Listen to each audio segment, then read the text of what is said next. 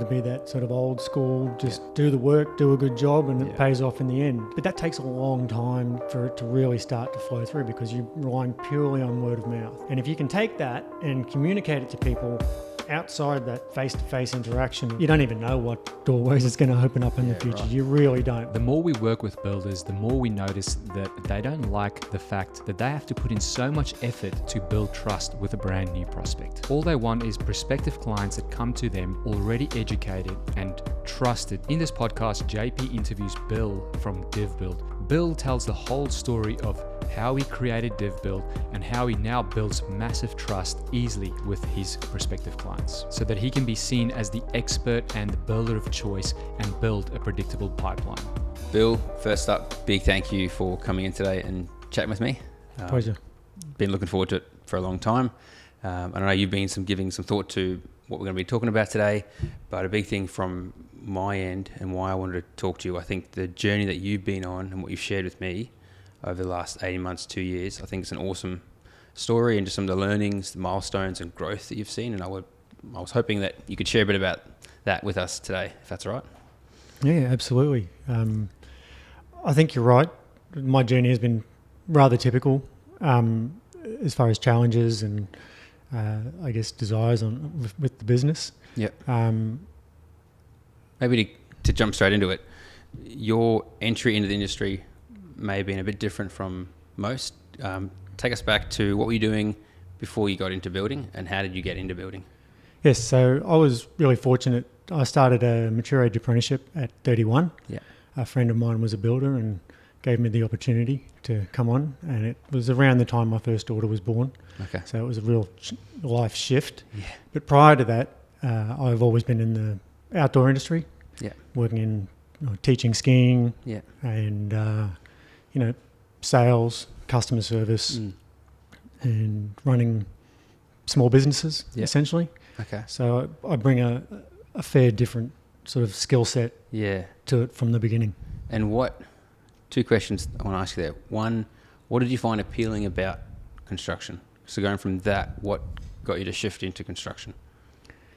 Well, I'd worked in construction works, in the off seasons, and even growing up in my teens, I was working as a labourer. Yeah. So I was familiar with it, and I like hard physical work. Yeah. And I always liked working with my hands and being creative. Okay. And that was the initial draw card for me. Yeah. And as I got into it, I saw all of the pathways and all of the options open up that, particularly with carpentry, I believe you have a lot of choice. Yeah. What would you say would be, with that choice and lots of opportunity, what stood out to you the most? What appealed to you the most out of all the choices and opportunities available?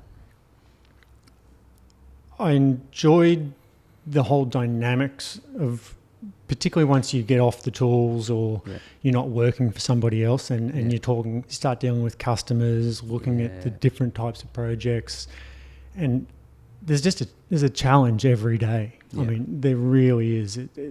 And the broadness of those challenges is unlike any other industry or any other job I've had before.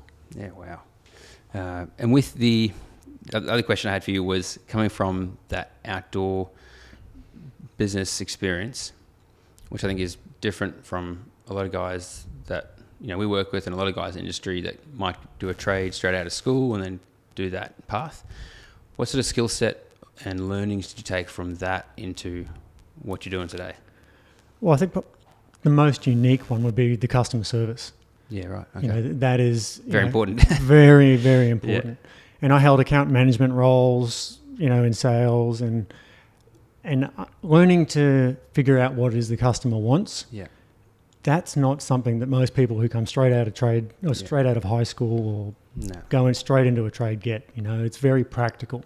So that, amongst a few other ones. Yeah. But I think that would be the most significant. Okay. And is that skill set, so you mentioned there when you're doing your trade, that skill set is obviously not really taught, it's more practical, hands-on. When you do your building, when you get your building accreditation, your building license, is there much touched on it there at all? No, I don't believe so. It's really just a continuation of the trade. Yeah, right. Okay. With an introduction of, contracts and those sort of things. But look, I think that's one of the biggest challenges for a lot of builders is that they don't necessarily have that. Yeah. I mean, the number of stories you hear about, oh, this guy didn't know how to talk to me, or they just didn't get it, Yeah. Because they are so focused on so many of the other aspects of the business, which takes a huge amount of effort. Yeah. Yeah, it does. A lot of the guys we talk to, that's a big challenge we have to help them overcome, and sometimes they're blind to it. And I had one of our builders who's like just jumped on board with us. He texted me the other day going, I watched this podcast and I felt like it was speaking to me. And that was the aspect of what you mentioned there, because it's so practical, and especially going through the trade, you're judged on the craft and how good that is, not necessarily on running a business.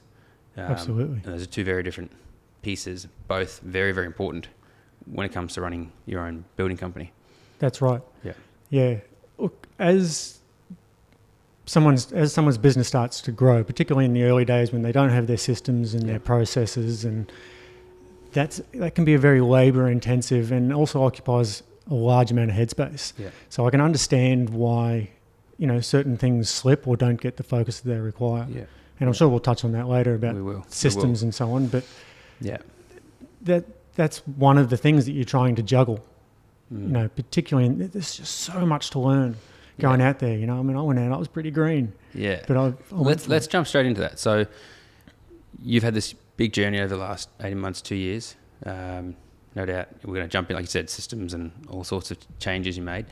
But so correct me if I'm wrong, did the apprenticeship, got your license, and then tell me a bit about where the business was at prior to 2 years ago.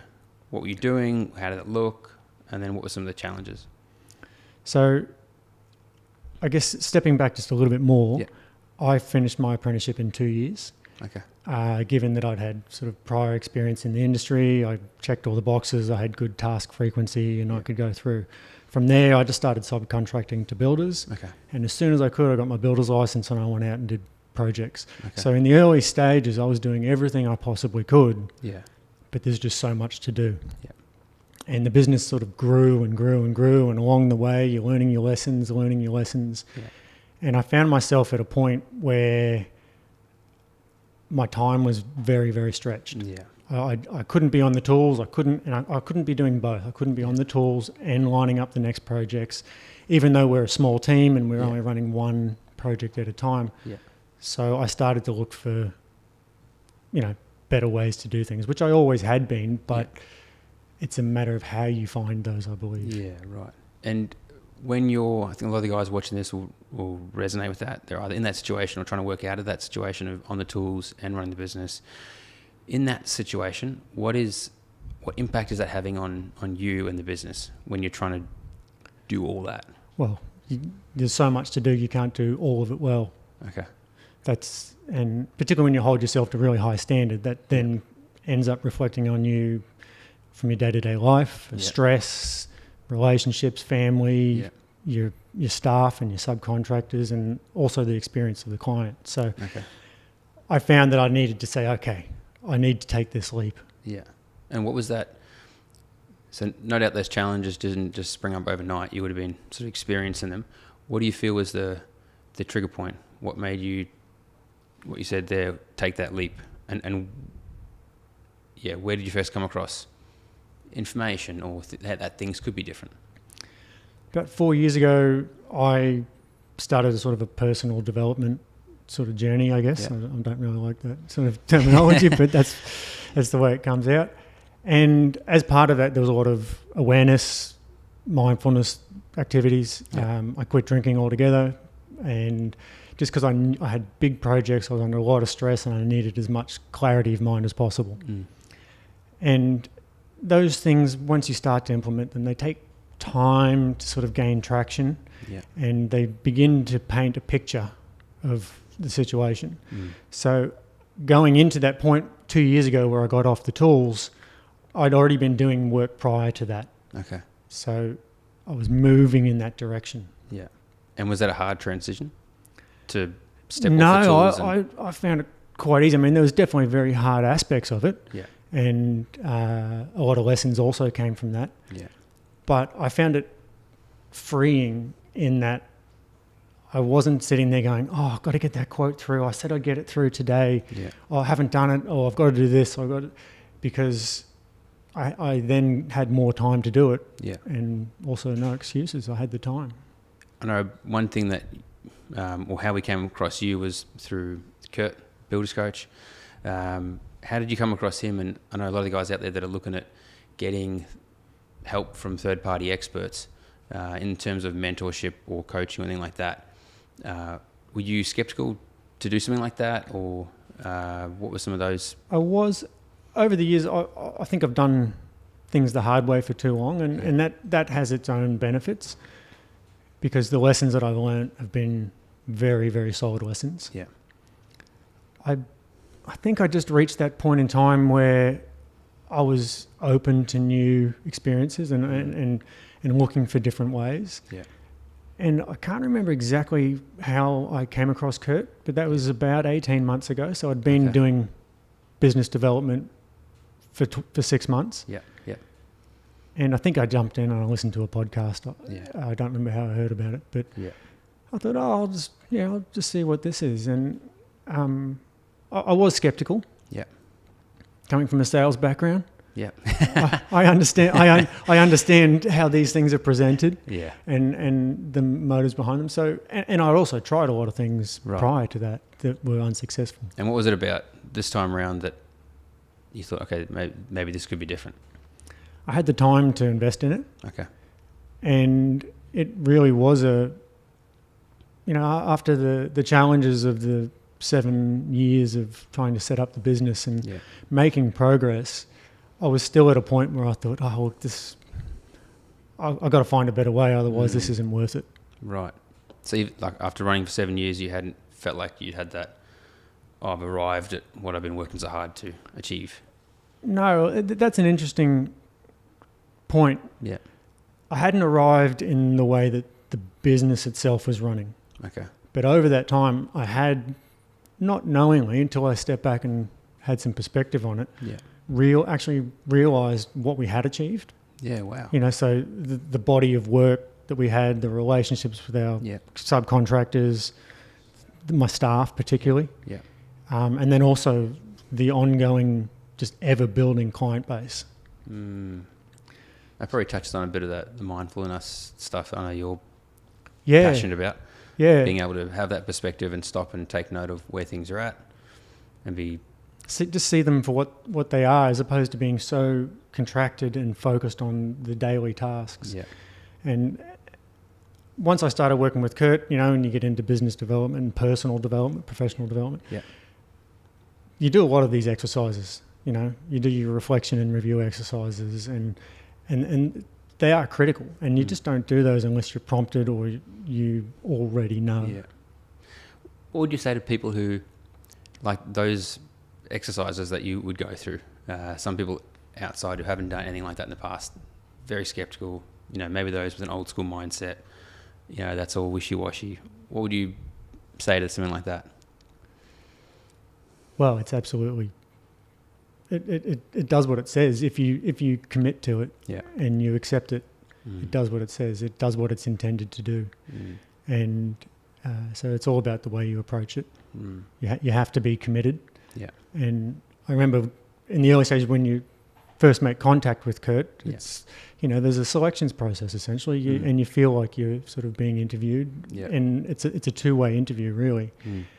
And that is to determine if you are serious about what you're doing. Yeah. How important is commitment? Well, commitment's funny because it comes and goes, but if you're committed to the long-term outcomes, or you don't even need to necessarily be specific about what that outcome is. If you have an end region, I think, that you're trying to get to as a starting point, and then you narrow it down as you go through these exercises, and it's commitment is everything, because I was committed. Like, I was financially committed, and I was, I guess, professionally committed, because that was my best path to make a crack and have a go of it. Can you speak into trial and error, just trying to figure it out yourself versus using a proven method or getting an expert from outside to provide you with a roadmap? Yeah. I feel that both are important.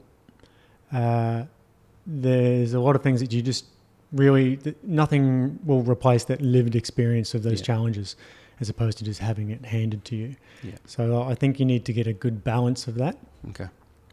I found trying to do it all myself and figure it out the hard way, I guess, was rewarding, but it can only progress so quickly. And there is still a lot of risks with that. Yeah. Because you just don't know what you don't know. Yeah.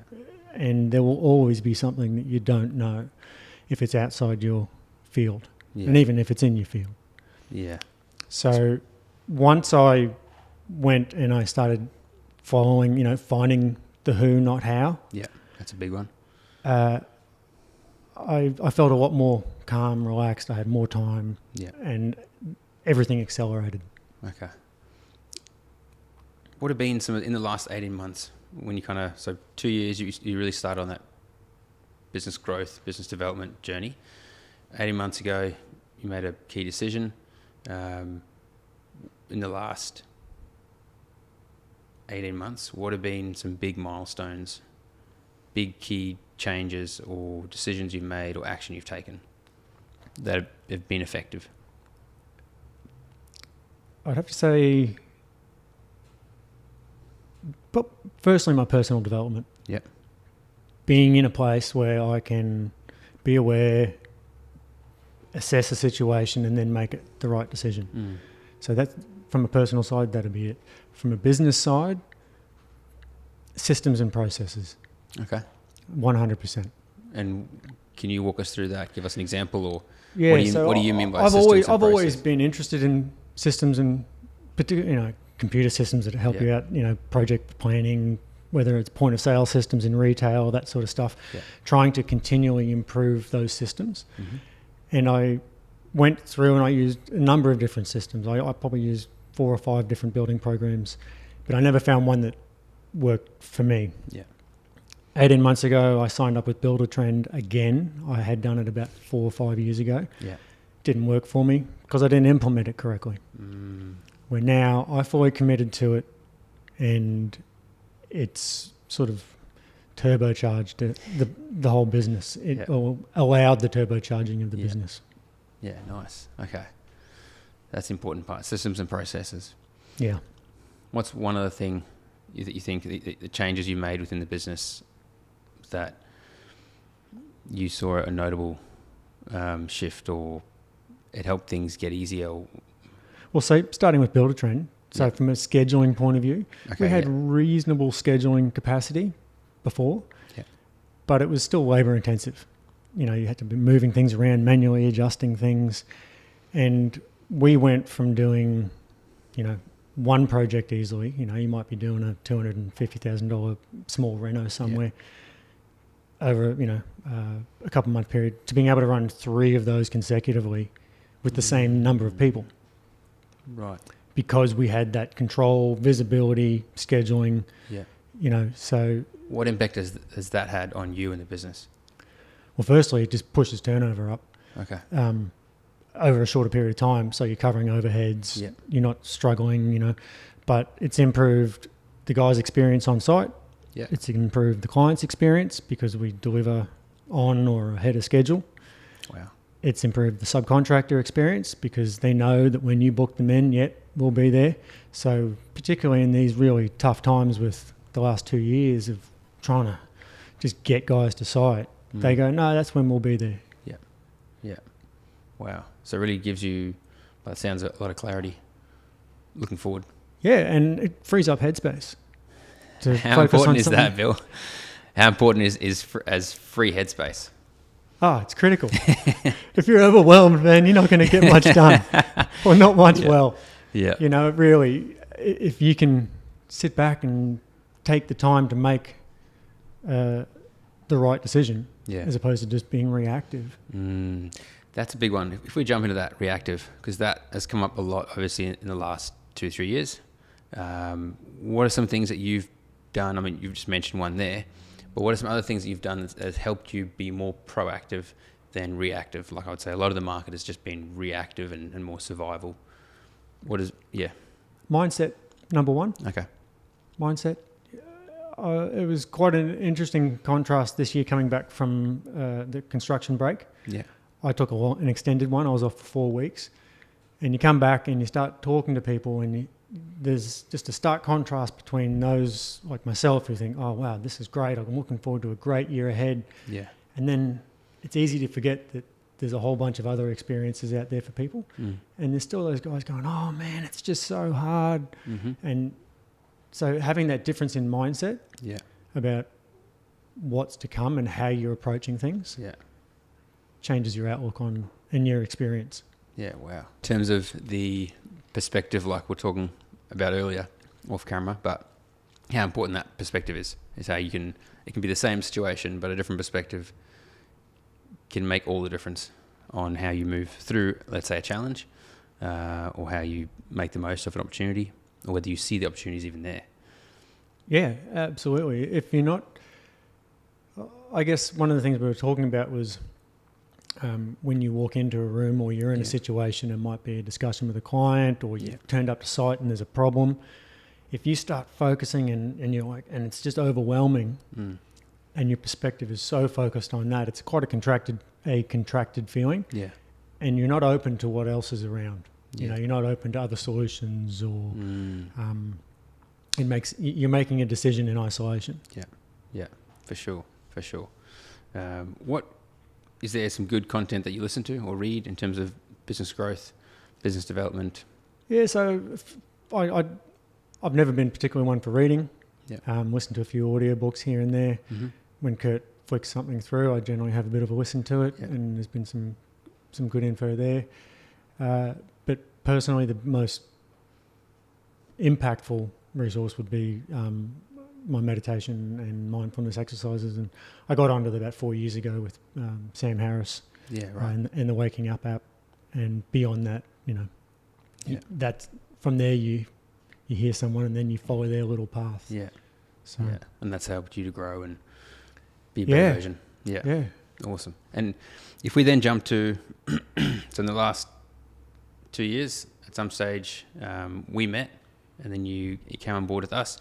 At that period of time when we met, what of us drew your interest, and what got you to stop and for us to then have a conversation about it?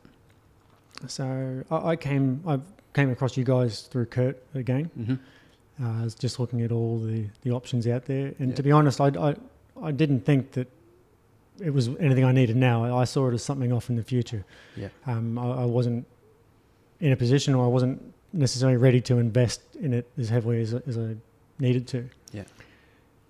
And I started to look at it, and I was looking at where the business is, and I saw a benefit of actually not so much, well, there's definitely benefits for the clients and what the way they see you, but internally, how we see ourselves. And that was one of those points you're like, hey, no, we're here. This is what we've built. We've made it this far, and we've got some things to be very proud of. So a company identity was pretty critical, or a very, very positive impact. Wow. From benefit from that. And so there's been a notable different impact when it comes to that internal shift or internal impact. So when we first did the videos and the Our Story part of it, the guys went through the exercise with me. I went through the exercise. I put a lot of thought into it. You guys were very thorough in what you did.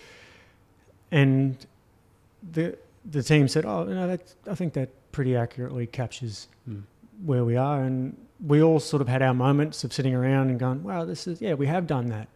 That is us. So I guess only speak from my own experience from it, but that for me, being the principal director of the business and choosing the direction, that's given me a sort of a base now, a new starting point to say, well, this is us, and I can confidently go out there and say it. And look, the videos say it for themselves, right? But they're accurate. They're accurate. You know, they do capture exactly what we are. Nice. What would you say? I like what you're sharing there, and that's something that we are very proud to have that effect in what we do and the impact we have. But what has that meant for you as a business owner when having that now created and it's clear and it's out there, that impact on your confidence going into chats or really leading the team or anything like that? To be honest, I probably had a fair bit of confidence there anyway, particularly because I'm confident with my clients. Yeah. But what I found, and this goes back to how much time I have available, is I reckon 50% of my time was spent having repeated conversations with clients. Right. So not the same conversation with the same client, but I was constantly trying to build that trust. Yeah. Constantly working to get the confidence of the client. Yeah. And it's very labor intensive. It's extra site visits. It's all these sort of things. And the videos sort of now, when clients come to me, they've generally seen the video. Yeah. And so they already have a basis of who we are as a company. A big thing I always say to our guys is look out for that shift in how that first conversation goes and sounds. What have you noticed from how do those initial conversations now feel to you now that the stories are out there? I can act more confidently. Yeah. So I can go in there and say, this is what needs to be done. Yeah. This is the way I will do it, because I don't need to put in all that groundwork anymore. It's like the conversation is 3 conversations ahead. That first part's already done. Yeah. You know, there's always the niceties and the getting to know each other sort of part of it, but natural. I'm not trying to do 10 things at once. I can just say, this is who we are. This is the way we do it. And people are coming to me more eager to work with us. Yeah, wow. That's good. That's really good to hear. Yeah. Fantastic. More of them too. Even better. One thing I want to maybe go back to, you said earlier there, was you always thought that something like this would be something that you'd do down the track in the future. What did you think why did you think that, or what did that situation look like that would make later you thought would be a better time for it? I guess firstly, I didn't realise that the business was at the stage that it was at. Okay. And I felt that this type of thing was for the bigger guys, the more established guys. So you viewed yourself as a bit smaller than what you were, or you viewed yourself as not ready, or? Yeah, I would say I still felt like we were developing to that point, and we hadn't quite reached it. But upon reflection, you sit back and you look at it and you look at the work that you've done and the stories that you've got from clients and the relationships you have with people. You go, no, I've been doing this for 7 years as a builder. So, we've got it. And in terms of, how would you describe what it is that we do for you? Provide clarity to who we are and do the heavy lifting in the early stages of client interfaces and, conversations. Yeah. Yeah, wow. And knowing that that's taken care of, what does that mean for you? It frees me up to do whatever else I have to do. Like? Improve the systems. Yeah. Look for more work. More accurately quote. Every 5 hours of work that I can allocate to quoting is going to be a more accurate quote. It might be another revision on a quote, contract administration, but most importantly, allows me to be out there, with the clients. So. And what's it been like? I know, big congratulations on, you won an amazing project recently. Thank you. Biggest one yet. Biggest one yet. How did that feel? Well, they've all been pretty big. Each one, it just gets bigger. Man, like I said, I went out pretty green and I backed myself hard. Yeah. I went, I can do that. Yeah. And it started from the day I built the first staircase on my own ABN. Yeah, I can do that. Or obviously I knew I could. Yeah. But then someone comes along and says, can you build me a fence? Yeah, I can do that. Yeah. Can you do it? Yeah, I'll do it. And so when bigger opportunities came along, I had the confidence to say, I can do that. then they're still huge challenges. Yeah. You know, but you know that you've got the experience to go, okay, well, I can figure out how to do it. Yeah. Or I can find the right person to do that for me if I'm not particularly confident in that area. Yeah, So- that's something I really do admire with you, is that mindset. And obviously you've been working hard on it, but the mindset of, and the confidence to say, no, I can do that. And I think the wisdom to go, it's the who, not the how. So I know I can do that. If I just find the pieces I need, the who's, then I can execute on that. Yeah, and that comes from lessons, like hard lessons in the early days, you know. And I think a lot of builders will relate to that. You know, you go out there and there's a lot to learn. So having tried to do it all myself, I go, no, I need to find someone else to do that now. And how did that job, I think you mentioned that was, how did that job come to you? That was a referral from a previous client. Awesome. So we'd done some work for a client from June, July last year. Yeah. They were wrapped with what we did. They were wrapped with the whole experience. And they knew these people who were having trouble getting this project off the ground, having trouble getting a builder who was even willing to take it on. Yeah. And they just kept on having these roadblocks to getting to the point where they've got their DA and they've got their price and they've got their contract and they're ready to go. Yeah. And now we're there. So you've been telling us about how you've gotten to present day, DivBuild. What does DivBuild look like in the future? What are you looking at ahead? I want to firstly just keep refining what we're doing. I don't have aspirations to be doing, you know, $10 million worth of turnover. Yeah. That's never been my thing. And we just want to make sure that we can create an environment where we can do work that we enjoy. Yeah. And that comes from the product, the quality of work, and the client experience. So I feel that we've had so much change, and I really have just thrown a lot at it over the last 18 months. And, you know, from programs, coaching, personal development, outsourcing, estimating, outsourcing, the whole lot. Yeah. And it's really, we're heading into a sort of a pressure testing phase where we pressure test all those systems, execute on the projects that we've got and the opportunities that we have, and then just build as we're capable of building, you know, so maintain those standards and those principles and build within that. Epic. Wow. What are you most excited about for the next 12, 18 months? So this project we've just started in St. Lucia will take us 14 months. Okay. That's the number one focus.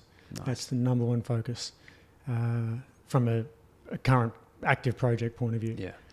But I'm already sort of booking out 2024. So Nice.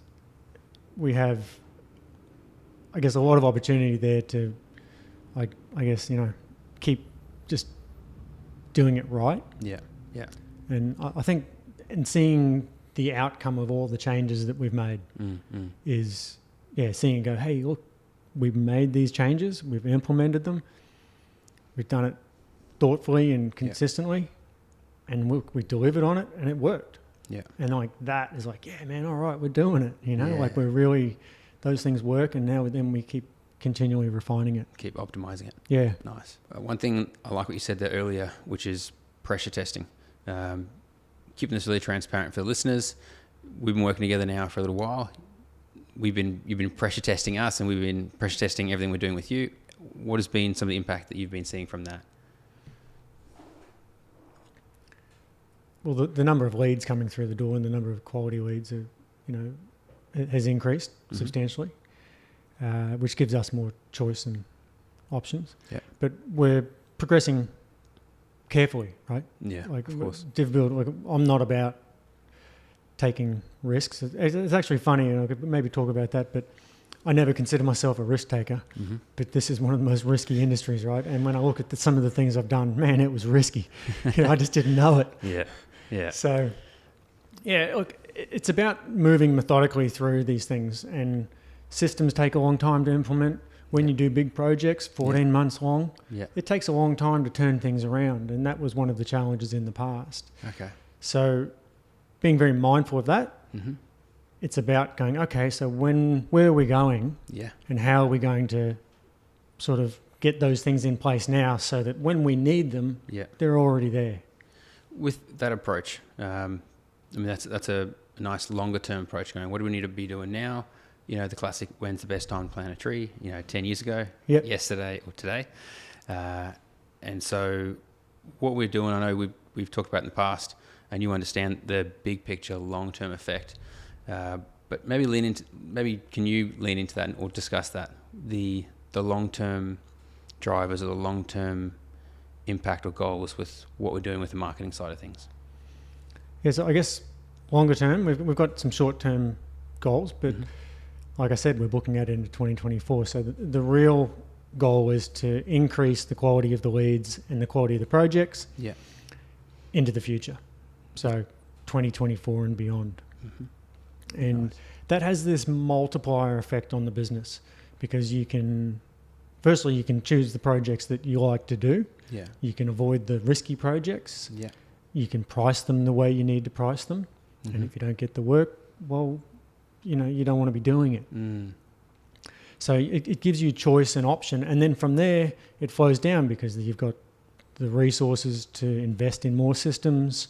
You've got happy staff, happy subcontractors. You've got flexibility in your projects. So really, if you can build that margin through clients, projects, selection, it just opens up. You don't even know what doorways it's going to open up in the future. Right. You really don't. I mean, when you look at the amount of change in my business over the last, say, 9 months, you just go, wow, like, I didn't see this coming. Yeah. Or I kind of thought it would be this way, but it's, it sort of exceeds your expectations. One thing you mentioned there earlier, the one thing that often some people try to ask us is the ROI on this whole thing. But when you look at the impact there on margin, what impact does marketing have on margin? What have you seen? You don't have to go into the numbers, but what impact have you seen, and what correlation have you seen between those two? Well, I mean, it gives you the opportunity to lift your margin. Okay. How so? This might be a silly question. Well, because, what we're trying to do here is, and even before I started working with you guys, I was trying to build the value of our offer. Like, we have a really good work history.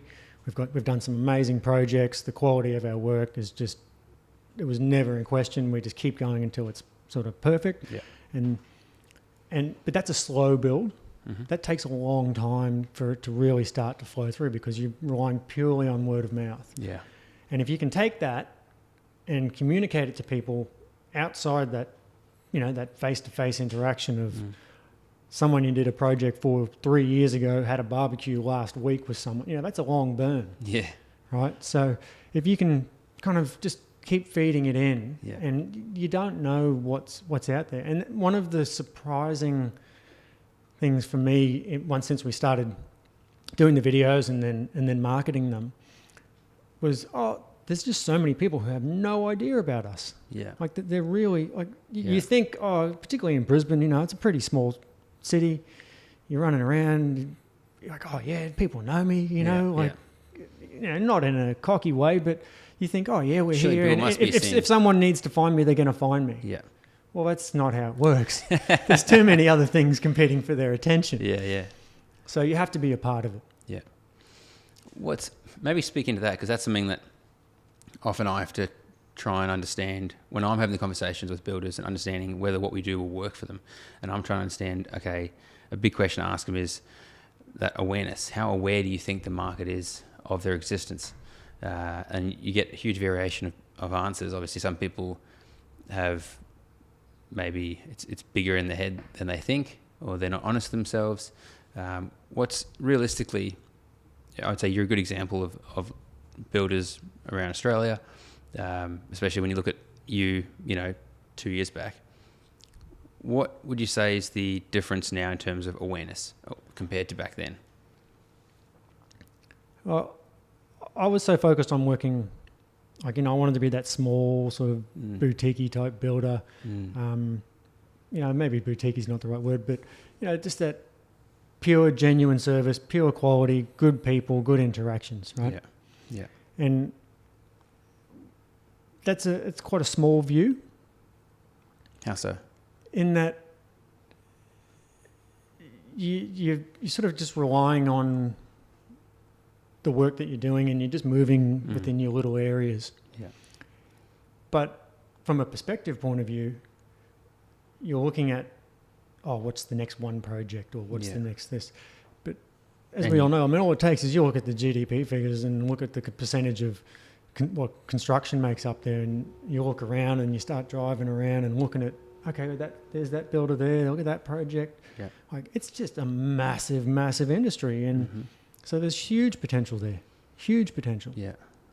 And you've just got to be, your name's got to be out there, and you've got to have, the branding and everything else to support it. Yeah. And if you don't, well, you're just not going to get a look in unless it's, you should go see Bill. Yeah. Yeah, I think that's one thing I remember actually now having some conversations with you. You highlighted that old school mentality that you had. Yeah. And that's something I think there's a lot of guys out there that have that. Is like, no, I don't want to. They see marketing as flamboyant. I don't want to, I want to be humble. But I like what you mentioned there, where it's like, well, there are also people, if you look at it from the other perspective, there are so many people out there that need you. And if they don't even know that you exist, they can't even ask you to help them, even if they wanted to. Yeah. Well, to be honest, I'm still a reluctant marketer, even though I understand the need and requirement. That's not my type, right? Like, I'm not that way. And I think it's going to also be very critical that when you start doing these activities and you're investing in these things and you're seeing your brand up there and these fantastic videos and you're kicking goals, and it's very easy to get a bit of a big head, and you see it, you do see it, it's out there. And that's where the awareness and thinking about yourself and going, okay, man, like, what are you doing here? Like, don't, start driving around and, have all this equipment on site and flashy signs, because you tend to think that the guys who have that stuff are bigger than they are, so it's a sort of an image type thing. Yeah. Where a key thing for me is, while I do all these things, I'm kind of letting them do their thing because I understand the benefit. Yeah. I believe in them, and I think they're necessary, because really we want our lives to be easier, our business to be more successful. I think it comes back to, because that is something that comes up sometimes in conversations, especially in what we do. I think a big thing that we see that our builders, and you'd be one of them, that, where it works best, is it comes back to the why. If your why is, because I want to be big and I want to be successful, some people are like that, sure, but if your why is, no, well, I have a really amazing skill set, and that's just being, positively confident, and so therefore I want to help people. I want to make sure that I can help the right people. Then it gives you a very different perspective on that as you grow and as your branding gets out there and gets wider. Absolutely. I see it for me as a tool to be able to do more of what I love, right? And more of what brings me enjoyment. Yeah. So if that means it's going to get me in contact with the right person who needs to, find the right builder, well, great. It's the way of the world. I mean, it's how everything works. Yeah. You can't fight it. So it's about, like you said, the why, keeping that grounding. Bill, man, big thanks for what you've been sharing with us today and being so open and honest about everything. Yeah, my pleasure. Is there anything with the journey that you've been on, what would be some key takeaways that you'd like to share with some of the guys watching this? If it was Bill on the other side of this 2 years ago, what would be some key things you'd want to share with them? Regardless of what you're doing, you have to back yourself, and you've got to have that confidence that you're doing the right thing. Yeah. And that's, even after the various successes that I've had in the projects, there's always been that part of me going, that doubt that's in there. Mm-hmm. So you've got to back yourself and have a go. I mean, there's not many builders out there who haven't backed themselves at some point. Yeah. But these are big ships. They take a long time to turn around. You've got to start doing it now. Like, just start looking for information, looking for, reach out and talk to you guys, talk to Kurt, talk to whatever you can find. Yeah. And start to implement it now, because the payoff is down the track. It takes a lot. It took me 2 years from going, or 18 months actually, from going off the tools to going, oh shit, now I've got to cover overheads, you know, and then, oh, now I've got to get this work. And then those projects start to flow through after 18 months. Yeah. Yeah, that's a really good perspective to have. Yeah.